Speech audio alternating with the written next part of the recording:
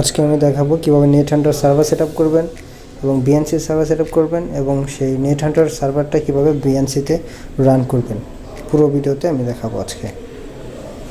তো প্রথমে আপনারা আপনার নেটহান্টারে চলে যান, তারপরে KEX ম্যানেজারে চলে যান। KEX ম্যানেজার থেকে সেটআপ লোকাল সার্ভার প্রথমবার আপনাদের এটা সেটআপ করতে হবে। তারপর 6 ডিজিটের একটা পাসওয়ার্ড বসান। আমি 1 2 3 4 5 6 বসাচ্ছি। পুনরায় ভেরিফাই করার জন্য আবার বসান। তারপর এখানে Y দিয়ে ইয়েস দিয়ে দেন।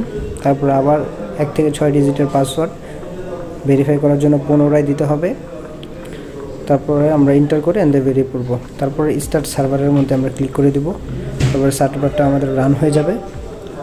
তারপরে কিছু সময় অপেক্ষা করুন, আমাদের সার্ভারটা রান হয়ে গেছে। ওই নিচে দেখতে পাচ্ছেন লেখা আছে রানিং। তারপর আমরা এখান থেকে আমরা ডিরেক্টলি VNCতে যাব। আমি VNC ইনস্টল করে ফেলেছি, আপনার প্লে স্টোর থেকে নামিয়ে নিতে পারেন। VNC যাওয়ার পরে যে নিচে যে প্লাস আইকনটা দেখতে পাচ্ছেন সেখানে ক্লিক করে দিবেন। তারপরে অ্যাড্রেসে আমি যা লিখতেছি আপনারা হুবহু সেটাই লিখবেন, লোকাল হোস্ট, তারপরে ক্লোন 5901।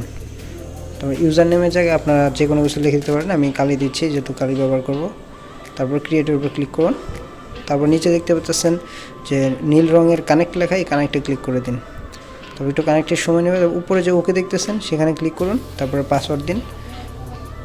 আমরা এখানে পাসওয়ার্ড দিই। দুঃখিত, আমার পাসওয়ার্ডটা ভুল হয়েছে, আমি তো ট্রাই করতেছি। পাসওয়ার্ডটা আমরা যে পুনরায় বসাইছিলাম পূর্বে 1 2 3 4 5 6 সেটা বসাবো আমরা। আপনারা যেটা সেটআপ করবেন সেটা দিবেন। তারপরে কন্টিনিউ দেওয়ার পর একটু অপেক্ষা করুন, দেখুন চলে আসছে। স্কিপ ক্লিক করে দিন। আপনারা যদি কোনো ট্রায়াল চান তাহলে নেক্সট করতে পারেন। আমি ট্রায়াল লাগবে না, আমি স্কিপ করে দিলাম। আমাদের এখানে চলে আসছে, দেখতে পাচ্ছেন এখানে আমার সমস্ত টুল সব কিছু আমি এখান থেকে দেখতে পাচ্ছি। আপনারা চাইলে এভাবেই আপনাদের ডেস্কটপ এক্সপিরিয়েন্স নেটহান্টার সার্ভার রান করে এভাবে ইউজ করতে পারবেন, যেটা কম্পিউটারের মতো একটা এক্সপিরিয়েন্স দিবে। ঠিক এরকম দেখা যায়, একটা মাউস পাবেন, কিবোর্ড পাবেন, টাইপিং করতে পারবেন।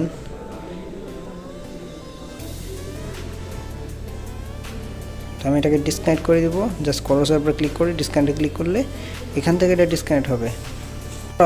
তারপর আপনাদের এটা সার্ভার থেকে ডিসকানেক্ট করতে হবে, অফ করতে হবে। জাস্ট স্টপ সার্ভারের উপর ক্লিক করলে এটা কিছুক্ষণ সময় নেবে, 3 সেকেন্ড, তারপর এটা স্টপ হয়ে যাবে। জাস্ট আপনাদের কাজ এ পর্যন্তই। ধন্যবাদ।